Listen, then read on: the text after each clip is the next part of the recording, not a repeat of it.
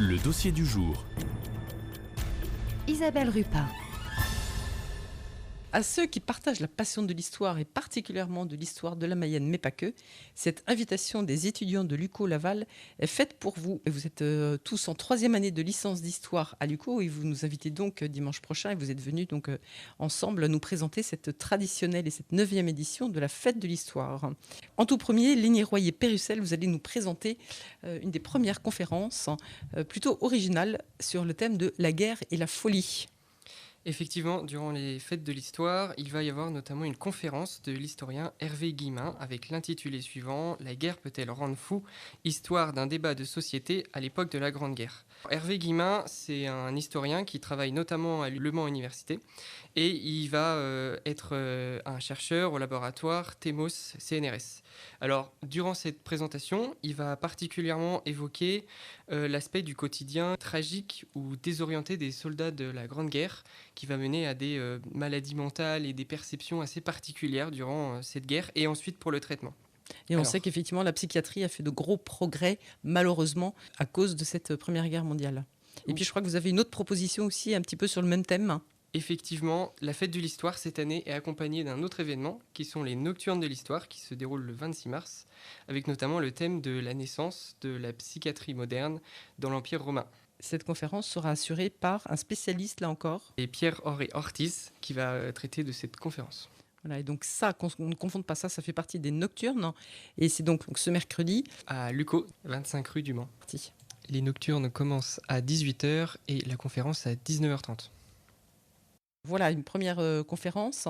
Une deuxième, assez étonnante aussi, sur l'hygiène en Mayenne. Ronan Fournigaud, c'est vous qui allez nous la présenter. Oui, effectivement, en plus de la conférence de l'historien Hervé Guillemin, il y aura la proposition d'une table ronde sur principalement les lieux d'hygiène mayennais. Durant cette table ronde, il y aura la participation de l'historien et guide conférencier du service patrimoine et médiation de la ville de Laval, donc Stéphane Ilan. Il y aura aussi Nathalie Androuin-Lecomte, qui est médiatrice au musée archéologique départemental de Jublain. Et ils seront accompagnés tous deux de Gilbert Guyard, qui est membre de l'association Patrimoine en Partage. C'est un thème assez original que celui qui a été choisi.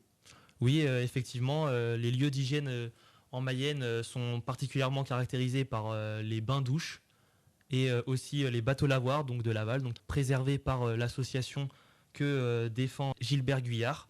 Cette table ronde sera présentée par un étudiant de 3e année de licence d'histoire qui va se baser sur un ouvrage de Georges Vigarello afin de mener cette table ronde et aussi pour apporter certains compléments. Et ça permettra aussi de voir effectivement toute l'histoire de la canalisation, de l'assainissement, qui est une problématique qui est évidente pour nous aujourd'hui, mais qui à l'époque ne l'était pas forcément.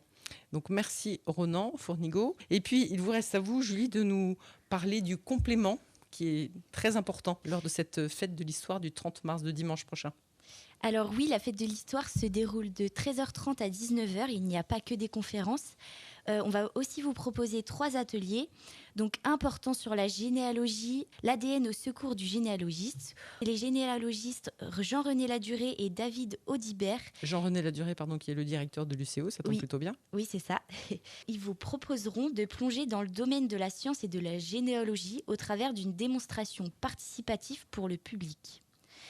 Un deuxième atelier portant là aussi sur la généalogie qui vous sera proposé mais personnalisé et proposé à des visiteurs novices ou expérimentés qui souhaitent en apprendre plus sur leurs racines. C'est un atelier ludique et intuitif et une occasion d'expérimenter un peu plus sur la recherche généalogique pour mieux se connaître.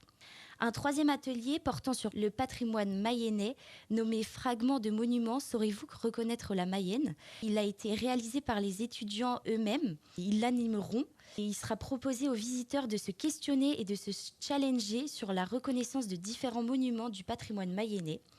Et le public pourra également s'essayer à la construction de ponts à petite échelle. On n'a pas oublié les enfants qui sont accueillis de 3 à 12 ans pour une traversée de la préhistoire au Moyen-Âge, où une activité leur est proposée ludique et récréative en faisant des épées, des boucliers et des couronnes, ainsi que l'esquisse d'armoiries personnalisées.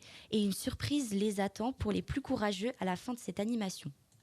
Il y aura d'autres animations en parallèle, Julie, je crois. Oui, 3 expositions vous seront proposées, donc une s'appelant Mémoire d'eau, une sur les bains-douches de Laval, une sur la folle histoire et sans oublier le traditionnel forum avec la présence d'une vingtaine d'associations intéressées et engagées pour l'histoire de notre département. Et sans oublier l'exposition de véhicules également de la Seconde Guerre mondiale. Pour plus d'informations concernant ces 2 événements à venir, vous pouvez nous suivre sur notre page Facebook, mais aussi Instagram, ou alors consulter notre page internet sur le site de l'UCO Laval. Merci beaucoup à tous les 3, Julie, Lénie et Ronan, de cette invitation que vous nous relayez. Et merci à tous vos camarades de licence d'histoire de l'UCO de cette invitation, donc le 30 mars.